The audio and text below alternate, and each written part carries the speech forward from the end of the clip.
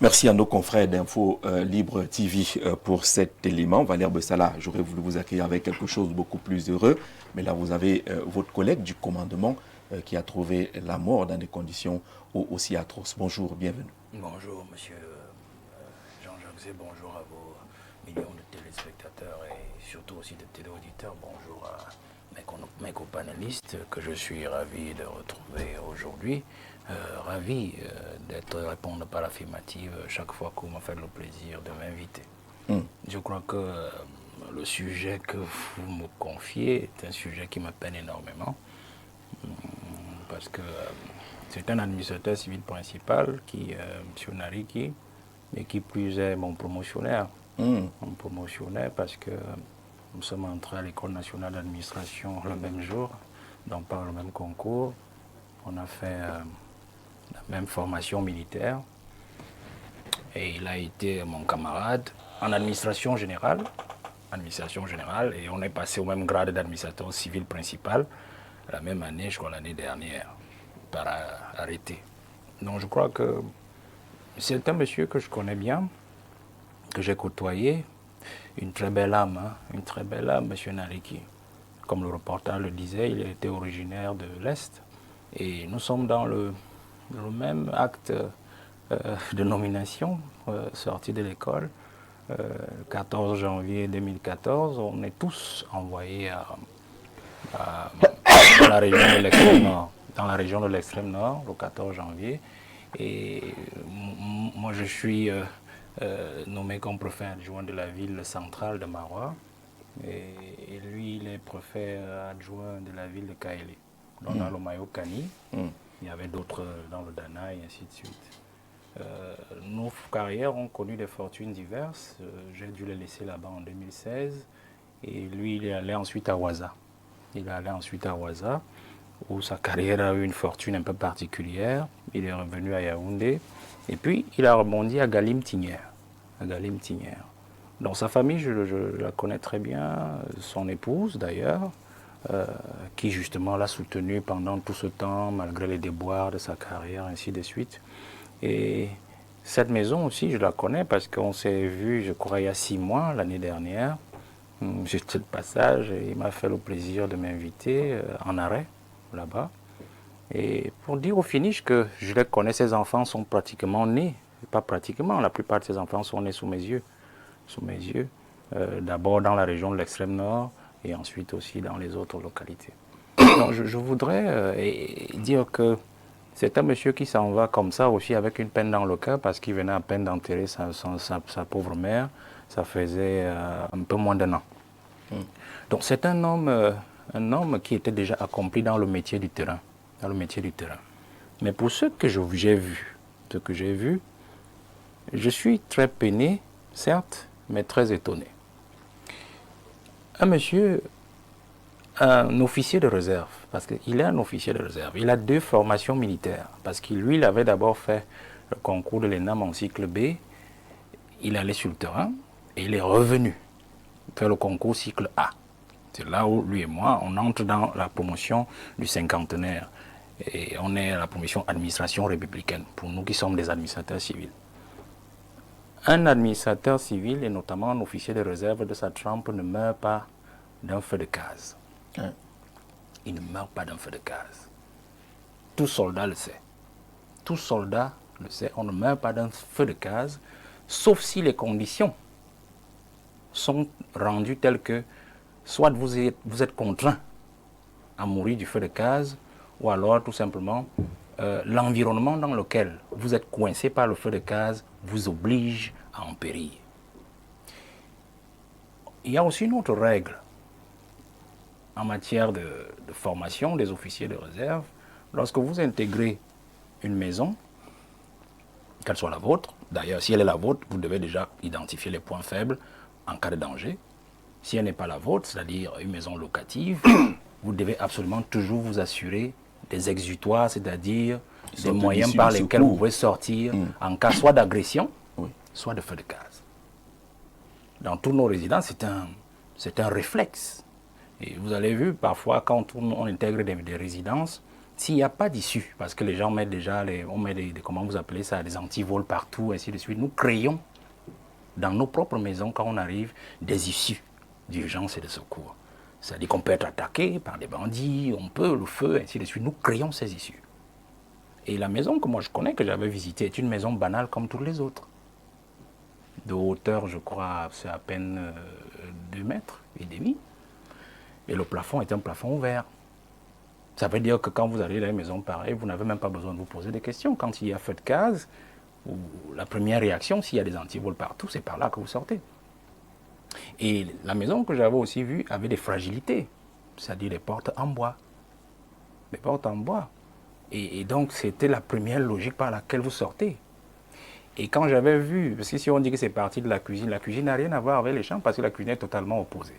Ça veut dire que si le feu était parti de la cuisine, on avait eu tout le temps dans sa chambre de sentir soit l'odeur, soit la fumée qui allait s'échapper. Donc, ils avaient tout le temps de pouvoir sortir de la maison. Et c'est une maison extrêmement aérée. Vous voyez? Donc, je sors ces prémices d'éléments pour vous faire comprendre que je vois une main criminelle derrière cette affaire. Je vois une main criminelle et pour dire que non seulement par la personne, sa formation, son parcours, mais aussi par les circonstances. Vous voyez, si la population a pu identifier une fenêtre, on dit d'une douche, les toilettes, oui, pour faire sortir, ça veut dire que le propriétaire de la maison, lui, n'était pas au courant de cette fenêtre-là qui pouvait être une fragilité pour faire sortir. Vous comprenez? Donc, de deux choses l'une, il a été coincé par les flammes et on s'est arrangé à ce qu'il soit vraiment entouré de flammes et on l'a bloqué de l'intérieur. Ça, c'est possible. C'est-à-dire que nous sommes dans une situation d'un acte criminel prémédité. Maintenant, les origines, je crois que les services d'intelligence se chargeront de le faire pour le regretter et de donner un réconfort à ce petit enfant que je connais bien et aussi à la nièce de son épouse, que nous proposons de suivre dans la promotion parce que nous sommes déjà au 5e, hein, il sera le 5e dans ma propre promotion administration générale parce que ce sera mon 5e promotionnaire. Donc en 10 ans, nous en avons perdu 5. Je pense que c'en est de trop et ça, c'est le crime le plus odieux de tous. Parce que les autres, au moins, étaient morts de maladie. Mais lui, ce cas est particulier. Professeur Mathias Sirikonanini, vous partagez l'analyse sur les faits. On a des images et autres qui peuvent amener à ce qu'on fasse l'analyse que propose Valère Bessala. Bonjour et bienvenue. Bonjour, monsieur Zé, bonjour aux téléspectateurs. Tout d'abord, toutes nos condoléances à la famille éprouvée et à la communauté d'appartenance des personnes qui sont mortes au cours de cet incendie. L'enquête permettra de déterminer exactement ce qui s'est passé. Pour l'instant, il demeure des zones d'ombre. A priori, c'est un accident normal, mais il se peut toujours qu'il y ait une main criminelle. Attendons de voir ce qui pourrait en résulter. D'accord, merci beaucoup, professeur. Un mot là-dessus, Saint-Éloi Bidou? Je ne sais pas, je ne voudrais pas paraître essentiellement superstitieux, surtout en s'éveil des gouvernements, où on parle de plus en plus d'un potentiel gouvernement. Mais le constat est quand même clair que chaque fois qu'on se retrouve à la veille d'un gouvernement, il se passe des faits divers hautement odieux. C'est ce qu'on a appelé à l'époque les crimes rituels. Et si vous regardez bien, en moins d'un mois, on a des morts hautement tragiques. Bon, je ne voudrais pas insister, mais il faudrait quand même regarder de ce côté-là. Parce que vous vous souvenez de la mort du ministre Dodo Ndoké. On était du même département que le sous-préfet décédé. Ils sont tous de l'Acadie. Voilà. Je connais bien la ville de Kété. J'étais en mission là-bas. Donc, il y a le cas de Ndoké. C'était à la veille des échéances que nous attendons. Il y a Madame Marie-Lou Mbala, qui a été sauvagement du côté assassinée. récemment du côté de Van, il y a des crimes. Vous avez du mal à sentir que c'est encore des hommes. Parce que ce qui s'est passé à Bafia défie toute logique. Ça signifie que le diable a pris le contrôle de la terre. Et comme le diable est en train de choisir ces hommes avec qui il va gérer le Cameroun, et les gens sont en train de payer le prix qu'ils font en ces circonstances-là. On attendra les résultats de l'enquête. Il s'agit bien de Galim Tignière dans la Damawa, à ne pas confondre avec Galim dans la région de l'Ouest. C'est bien Galim Tignière, pour qu'on soit beaucoup plus précis là-dessus. Il y a beaucoup de choses qui se disent, José-Marie Lundu, autour de cette, je ne sais pas comment baptiser finalement, cette mort tragique du sous-préfet de Galim Tignière. Dans la journée, il y a eu des échauffourées à Tignière, justement, autour de l'exploitation de l'or. Il a reçu des menaces de mort, le sous-préfet ainsi que le commandant de brigade de ce côté. Il avait plus d'une raison à vouloir quitter Tignière pour aller passer au moins le week-end loin de cette localité qui brûle depuis un certain temps sur les questions de l'or là-bas. Est-ce qu'il faut faire un lien entre ces questions qui ont vu même la gendarmerie de Ngaoundéré faire une descente là-bas à Tignière? Est-ce qu'il faut faire un lien avec cet incendie, à l'analyse justement de Valère Bessala, pour un homme formé militairement? Est-ce que c'est possible d'imaginer qu'il se laisse ainsi brûler dans cette maison-là?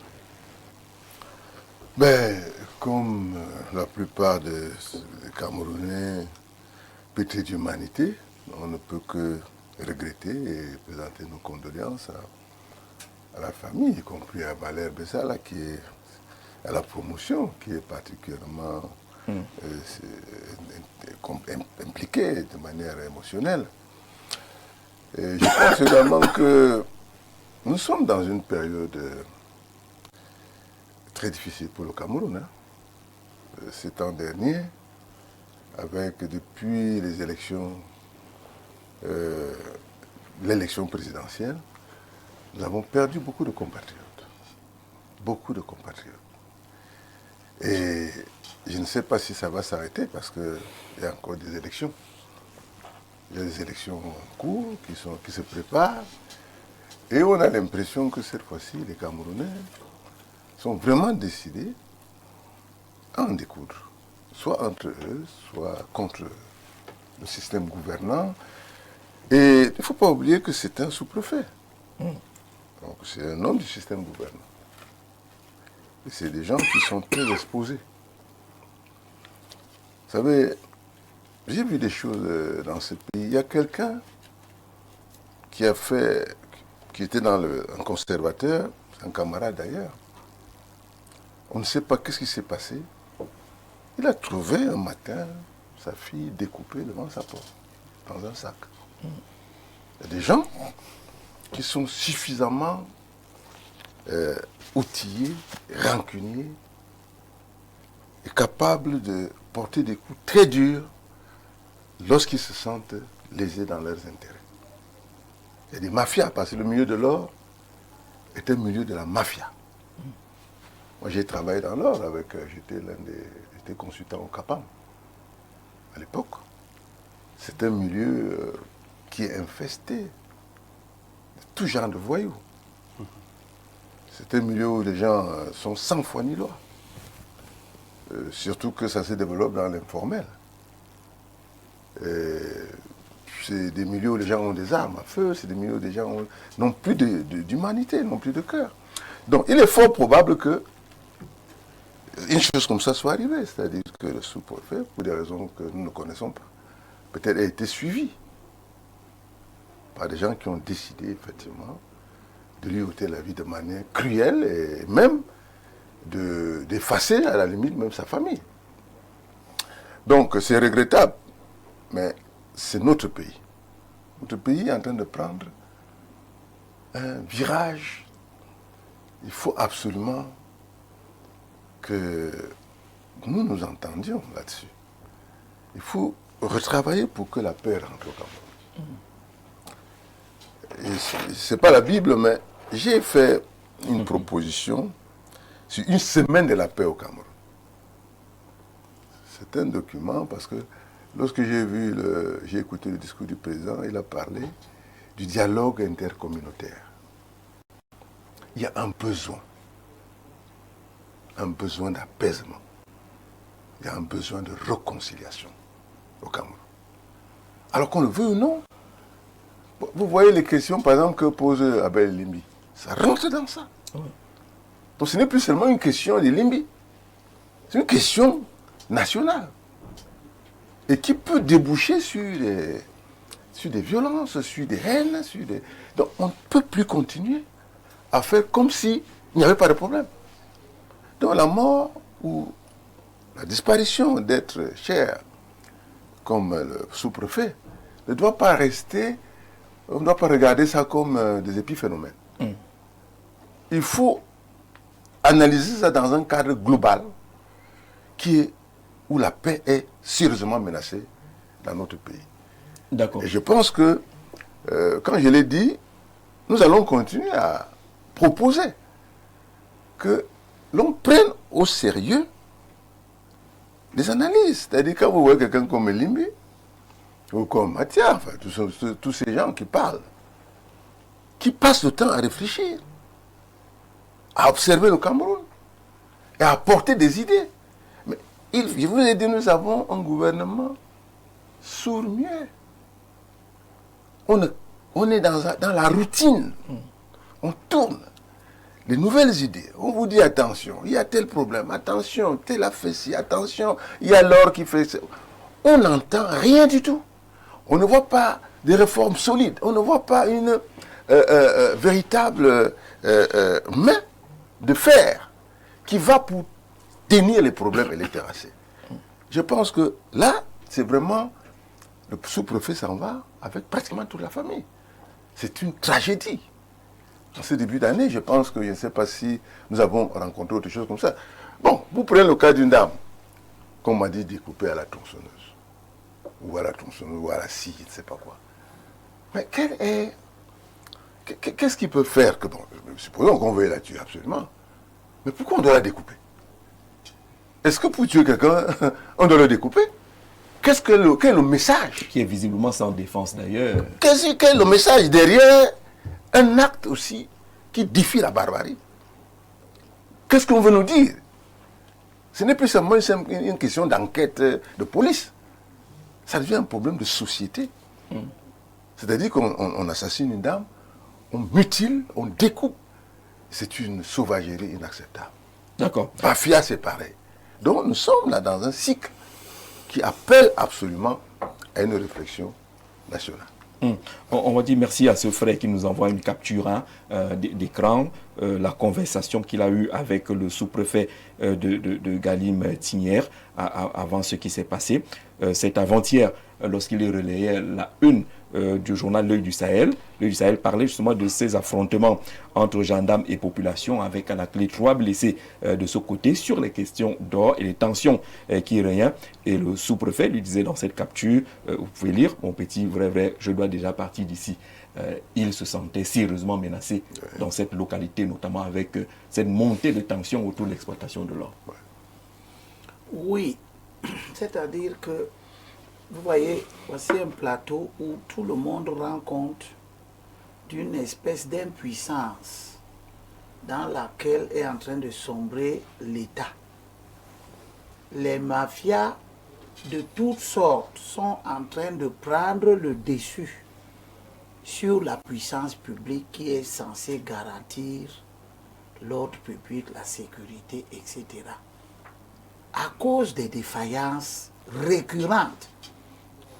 Et ces défaillances-là débouchent sur l'augmentation de l'immoralité.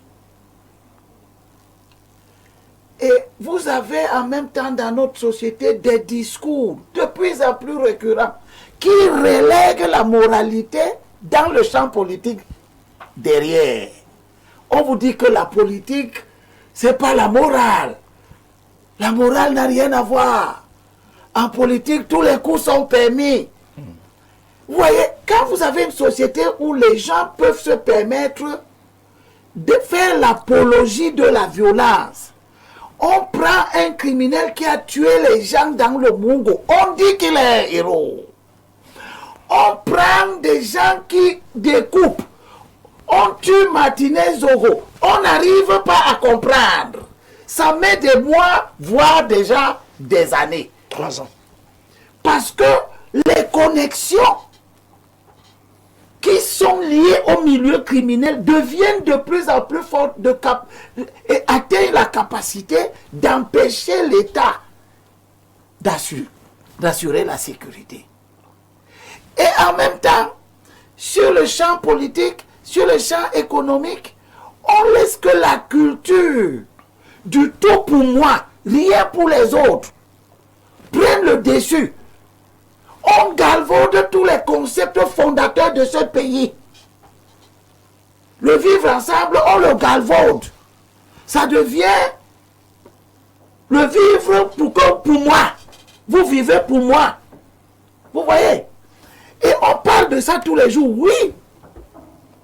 Et Loudou dit quelque chose de pertinent. La surdité des pouvoirs publics.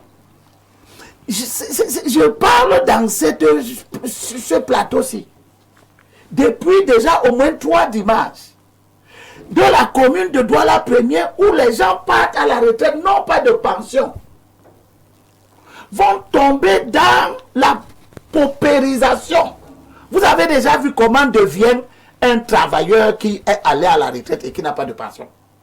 Vous avez vu comment il dépérit en moins de quelques mois. Ah oui. Et je parle de ça depuis personne. Le ministère du Travail ne se saisit pas de ça pour chercher à savoir qu'est-ce qui se passe.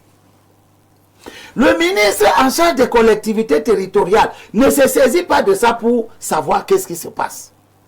Le ministre des Finances, et je lui ai amené le message donc qui vient de Douala. Il s'appelle qui, Motazé?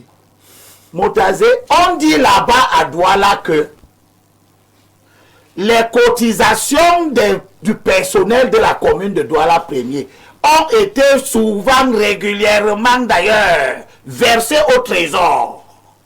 Vous entendez ça? Que les cotisations du personnel de la commune ont été versées au trésor.